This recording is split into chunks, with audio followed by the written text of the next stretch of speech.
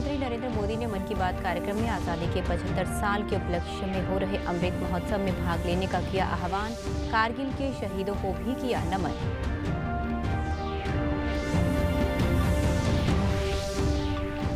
प्रदेश भर में मनाया गया वन महोत्सव। मुख्यमंत्री ने वीडियो कॉन्फ्रेंसिंग से किया समारोह को संबोधित।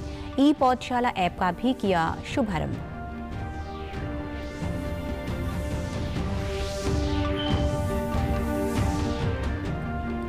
जींद जिले की कुश्ती खिलाड़ी प्रिया मलिक ने वर्ल्ड कैडेट कुश्ती चैंपियनशिप के 73 किलोग्राम भार वर्ग में जीता स्वर्ण पदक। मुख्यमंत्री और गृह मंत्री ने दी शुभकामनाएं।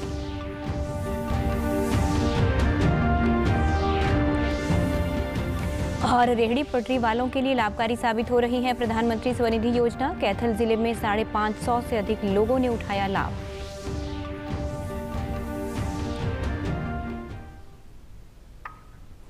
नमस्कार, मैं सारिका शर्मा। अब समाचार विस्तार से। प्रधानमंत्री नरेंद्र मोदी ने आज अपने मन की बात कार्यक्रम में देश की जनता के साथ कई विषयों पर अपने दिल की बातें साझा की। प्रधानमंत्री ने कहा कि आने वाले 15 अगस्त को देश अपनी आज़ादी के 75वें साल में प्रवेश कर रहा है। प्रधानमंत्री ने देशवासियों से अमृत महोत्सव में पूरे जोश के साथ भाग लेने का आह्वान किया। अमृत महोत्सव किसी सरकार का कार्यक्रम नहीं, किसी राजनीतिक दल का कार्यक्रम नहीं, यह कोटि कोटि भारतवासियों का कार्यक्रम है। हर स्वतंत्र और कृतज्ञ भारतीय का अपने स्वतंत्रता सेनानियों को नमन है। और इस महोत्सव की मूल भावना का विस्तार तो बहुत विशाल है। ये भावना है अपने स्वाधीनता सेनानियों के मार्ग पर चलना, उनके सपनों का देश बनाना।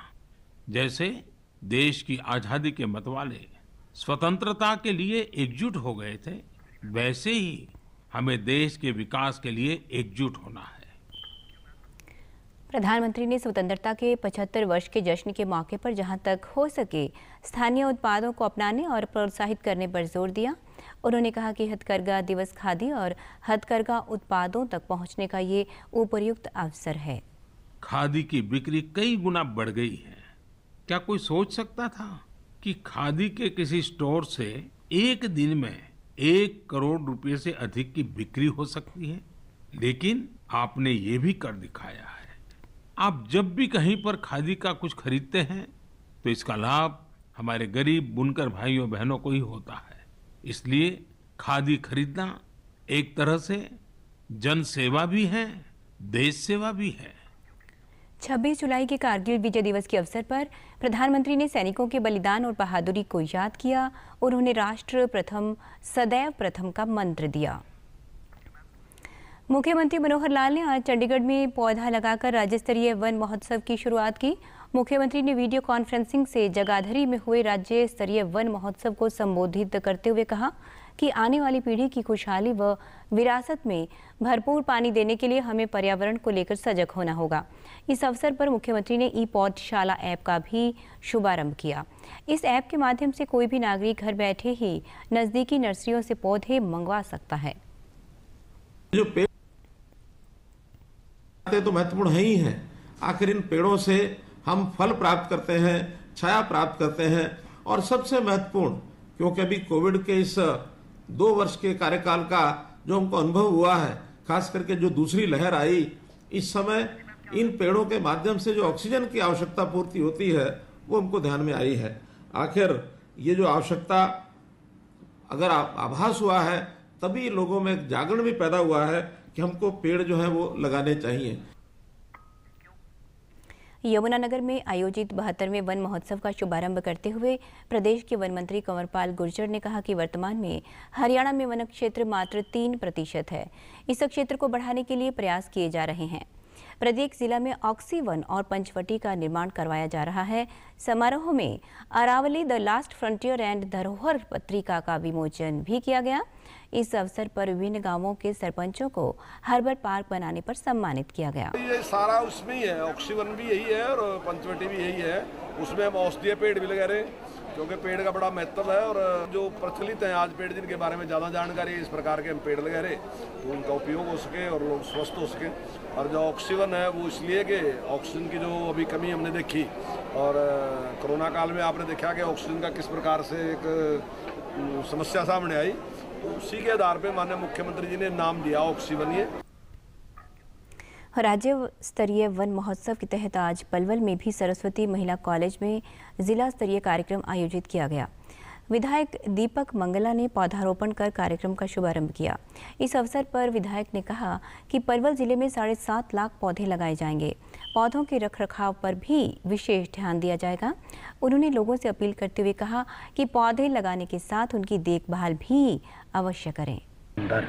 पौधारोपण का कार्यक्रम चल रहा है। आज उसी कड़ी में सारे प्रदेश के अंदर कार्यक्रम करके पौधारोपित किए जा रहे हैं। आज उसी कड़ी में पलवल जिले का पलवल के सरस्वती महाविद्यालय के अंदर पौधारोपण का कार्यक्रम हो रहा है। यह तय किया गया है कि 7 लाख पौधे सारे प्रदेश भर में बढ़ते हुए प्रदूषण को कम करने के लिए लगाए जाएंगे। उसी कड़ी में आज यहाँ भी पौधारोपण का कार्य हो रहा है और हमारे ज़िले में और भी कई स्थानों पे पौधा रोपित करने का कार्यक्रम हो रहा है। जिला वन अधिकारी ने बताया कि पौधारोपण अभियान के तहत वन विभाग द्वारा सड़कों, नहरों और सरकारी संस्थाओं में पौधे लगाए जाएंगे। इसके अलावा स्कूल के बच्चों को भी पौधे वितरित किए जाएंगे।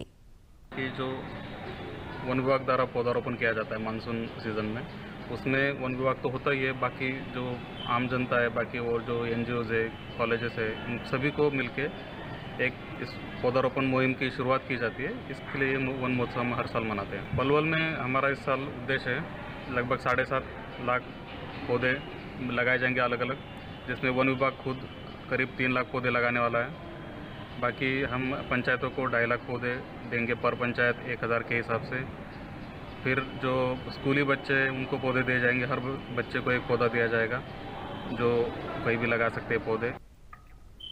कुरुक्षेत्र जिले में आज ब्रह्म सरोवर पर जिला स्तरीय वन महोत्सव का आयोजन किया गया। इस अवसर पर खेल राज्य मंत्री संदीप सिंह ने पौधारोपण भी किया। महोत्सव में संदीप सिंह ने कहा कि हमें ऑक्सीजन का स्तर बढ़ाने के लिए अधिक से अधिक पौधारोपण करना चाहिए। पौधे लगाने से ही हमारा मकसद पूरा नहीं होता, बल्कि उनकी देखभाल भी करनी चाहिए। कि सेकेंड वेव कोरोना की आई और उसमें ऑक्सीजन की मात्रा बहुत एकदम से हमें ज़रूरत पड़ी, तो उस चीज़ को देखते हुए हमें हर इंसान को, हर व्यक्ति को वन और वृक्ष लगाने चाहिए। उसी को मद्देनजर रखते हुए आज पूरे प्रदेश भर में ये कार्यक्रम हो रहा है और मैं इसका बधाई का पात्र माननीय मुख्यमंत्री जी को देता हूँ जो पूरे प्रदेश भर में इतना बड़े स्तर पर प्रोग्राम कर रहे हैं। जींद जिले की कुश्ती खिलाड़ी प्रिया मलिक ने हंगरी में चल रही वर्ल्ड कैडेट कुश्ती चैंपियनशिप के 73 किलोग्राम भार वर्ग में स्वर्ण पदक जीता है। उन्होंने बेलारूस की पहलवान को 5-0 से हराया। उनकी इस उपलब्धि पर मुख्यमंत्री मनोहर लाल और गृह मंत्री अनिल विज ने ट्वीट कर उन्हें शुभकामनाएं दी हैं। मुख्यमंत्री ने एक बयान में कहा कि हरियाणा की बेटी की स्वर्ण जीतने की है गौरवान्वित करने वाली खबर भारतीय वेटलिफ्टर मीराबाई चानू के पदक जीतने के ठीक एक दिन बाद आई है। मुख्यमंत्री ने कहा कि उन्हें उम्मीद है कि मीराबाई चानू और प्रिया मलिक की तरह अन्य भारतीय खिलाड़ी भी अंतर्राष्ट्रीय स्तर पर विभिन्न खेलों में देश का नाम रोशन करेंगे। प्रधानमंत्री स्वनिधि योजना रेहड़ी पटरी वालों के लिए लाभकारी साबित हो रही है। कोरोना महामारी के दौरान लॉकडाउन लगने से रेहड़ी पटरी लगाने वाले लोगों को रोजगार चलाने में परेशानी हुई। ऐसे लोगों की मदद के लिए प्रधानमंत्री स्वनिधि योजना की शुरुआत की गई है। नगर परिषद कार्यालय में योजना के प्रभारी विशाल गुप्ता ने बताया कि योजना के तहत आवेदक को 10,000 रुपये का ऋण मिल सकता है। इस ऋण पर सब्सिडी उपलब्ध करवाई जा रही है। उन्होंने बताया कि जिले में 572 रेहड़ी ठेले वाले लोगों को ऋण उपलब्ध करवाया गया है। ये माइक्रो क्रेडिट फाइनेंस है। इसमें 10,000 रुपये तक का स्ट्रीट वेंडरों को लोन दिया जाता है, जिसको उन्होंने 12 किस्तों में वापस करना है। इस लोन के माध्यम से इन्हें डिजिटल पेमेंट के साथ जोड़ा जा रहा है। उस डिजिटल पेमेंट से इन्हें पैसे लेने से अपना कैशबैक की सुविधा भी मिलती है, साल में 1200 रुपये तक की। कैथल जिले के अंतर्गत अभी तक 572 लोगों को 10,000 रुपये की राशि मिल चुकी है। इनमें से कई लोगों ने अपना लोन ख़त्म भी कर दिया है और उनको सेकेंड ट्रेंच के लिए, जो कि 20,000 रुपये की है, उसके लिए अप्लाई करा दिया गया है। योजना के लाभार्थियों ने बताया कि योजना के तहत ऋण मिलने से उन्होंने अपना रोजगार पुनः शुरू किया। इससे उनकी आर्थिक परेशानी दूर हुई। इसके लिए वे प्रधानमंत्री नरेंद्र मोदी का आभार व्यक्त करते हैं। लॉकडाउन के अंदर बहुत ज़्यादा दिक्कत आई जी, बहुत पैसे भी नहीं थे सामान के लिए खरीदने के लिए। तो प्रधानमंत्री जी ने जो अब लोन की ये प्रक्रिया चलाई है रेहड़ियों कुलचों के लिए, इसलिए ये हमें इसको बहुत फ़ायदा हुआ। 10,000 का लोन हमें लेके हम अपना काम कर सकते हैं इससे और काम को आगे बढ़ा सकते हैं। हमें प्रधानमंत्री की ये योजना बहुत ही बढ़िया लगी जी, वो गरीबों के लिए बहुत ही बेनिफिट रहे जिसका जी। हाँ जी, प्रधानमंत्री ने जो 10,000 की योजना चलाई थी वो लॉकडाउन में काम आई हमारी, क्योंकि लॉकडाउन में काम तो है नहीं था। तो एक लोग क्या नाम है, जो प्रधानमंत्री जी ने क्या नाम है योजना चलाई 10,000 की, उससे अपना काम चलाया है। हमारे को जब कोरोना लॉकडाउन हुआ था तो 10,000 रुपये का लोन दिया था, उस वजह से हमारा काम चला है। उसके बाद हमने काम चालू करा है जी, ये देखो हमारा काम उसके बाद बढ़िया चला है। काम बंद हो गया था बिल्कुल, तो हमने अपना ये चालू कर रखा online system. DD news Haryana पर देश और प्रदेश से जुड़ी खबरों को विस्तार से जानने के लिए आप हमारे साथ फेसबुक, ट्विटर और यूट्यूब के माध्यम से भी जुड़ सकते हैं। हमसे जुड़ने के लिए आप हमारे सोशल मीडिया हैंडल को भी फॉलो कर सकते हैं। अब आप अपने मोबाइल फ़ोन से QR कोड स्कैन कर हमारे यूट्यूब चैनल पर सीधे पहुँच सकते हैं। केंद्र सरकार द्वारा ग्रामीण क्षेत्रों में लोगों को उनकी संपत्ति का मालिकाना हक दिलाने के लिए प्रधानमंत्री स्वामित्व योजना की शुरुआत की गई है। उपायुक्त डॉक्टर प्रियंका सोनी ने बताया कि हिसार जिले में इस योजना के तहत लक्षित गांवों में ड्रोन फ्लाइंग का कार्य पूरा हो चुका है और संपूर्ण नक्शे प्राप्त हो चुके हैं। लगभग 120 गांवों में पंजीकरण का कार्य जारी है। उन्होंने बताया कि संबंधित गांवों में ग्राम सभाओं का आयोजन करके लोगों के दावे एवं आपत्तियों की प्रक्रिया जारी है। योजना के तहत ग्रामीणों को प्रॉपर्टी कार्ड प्रदान किए जाएंगे। कार्ड के माध्यम से ग्रामीण बैंकों से ऋण भी ले सकेंगे। उन्होंने बताया कि 228 गांवों के प्रथम नक्शे सर्वे ऑफ इंडिया से प्राप्त हो चुके हैं और 202 गांवों की आवासीय भूमि की सूची भेजी जा चुकी है। सभी मैप्स भी जो है हमारे पास सर्वे ऑफ इंडिया से बन के आ चुके हैं और लगभग 120 ऐसे गांव हैं जहां पे कि अब रजिस्ट्रेशन का कार्य जो है वो प्रगति पे चल रहा है। उसमें भी हम ये कहना चाहेंगे ग्रामवासियों से, जो भी लोग लालडोरा में रहते हैं, अपने ग्राम सचिव से संपर्क करके अपनी जो टाइटल डीड्स हैं उनका जल्द से जल्द रजिस्ट्रेशन कराएं। पहाड़ी इलाकों में बरसात होने के बाद घग्गर नदी में पानी पहुंच गया है। इससे सिरसा क्षेत्र के किसानों में खुशी की लहर है। इस क्षेत्र में बारिश काफ़ी कम हुई है और सिंचाई पानी की कमी के कारण फसलें सूख रही थीं। अब घग्गर नदी से नहरों में बरसाती पानी की सप्लाई शुरू हो गई है, जिससे किसानों को राहत मिली है। सिरसा के उपायुक्त अनीश यादव ने कल प्रशासनिक टीमों सहित घग्गर के तटबंधों का निरीक्षण किया। इस दौरान उपायुक्त ने कहा कि सरकारी बांधों की मजबूती के लिए प्रशासन पूरी तरह से सतर्क है। ग्रामीणों को भी पानी बढ़ने या अन्य कोई मुश्किल आने पर तुरंत प्रशासन को अवगत करवाने के निर्देश दिए गए हैं। ग्राम सचिव पटवारी सभी को दिशा निर्देश दिए गए हैं। एक तो हम अलर्ट मोड पे रहे, जो हमारे जो एक सरपंच थे और जो मौजूद व्यक्ति है लंबरदार हैं, इन सबका सहयोग रहे, इनके साथ में वार्तालाप हम करके रखे। कोई भी ऐसी सिचुएशन हमें लगती है तो तुरंत इतला करें ताकि हम इसको टाइम बाउंड मैनर में एक्शन ले पाएं। घग्गर में इस टाइम सरदूलगढ़ पॉइंट के ऊपर हमारा लगभग 16,500 पानी है और पानी फुल है। सारी नहरें हमारी जितनी भी इसकी डिस्ट्रीब्यूटरीज हैं सारी है, सभी टेलों पे पानी पूरा है।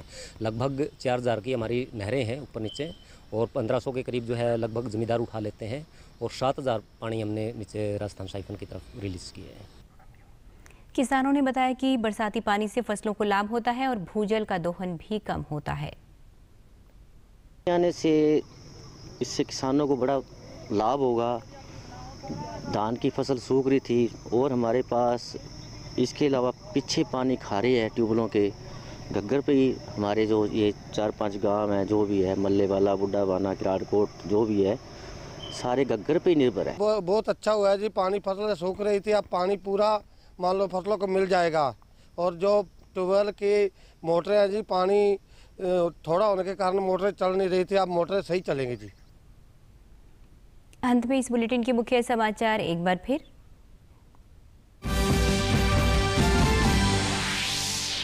प्रधानमंत्री नरेंद्र मोदी ने मन की बात कार्यक्रम में आज़ादी के 75 साल के उपलक्ष्य में हो रहे अमृत महोत्सव में भाग लेने का किया आह्वान। कारगिल के शहीदों को भी किया नमन।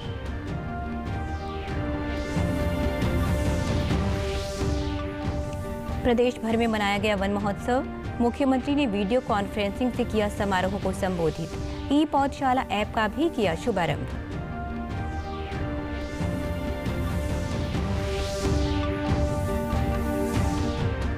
चीन जिले की कुश्ती खिलाड़ी प्रिया मलिक ने वर्ल्ड कैडेट कुश्ती चैंपियनशिप के 73 किलोग्राम भार वर्ग में जीता स्वर्ण पदक। मुख्यमंत्री और गृह मंत्री ने दी शुभकामनाएं।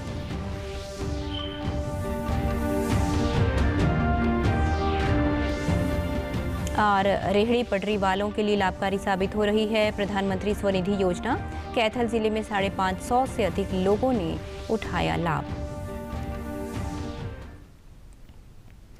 सभी दर्शकों से अपील है कि आप जब भी घर से बाहर निकलें तब मास्क जरूर पहनें, 2 गज की दूरी बनाए रखें और एक नियमित अंतराल पर अपने हाथ धोते रहें। और अगर आप पात्र हैं तो टीकाकरण अवश्य करवाएं, तभी आप कोरोना महामारी से बच सकते हैं। आज के बुलेटिन में बस इतना ही। नमस्कार।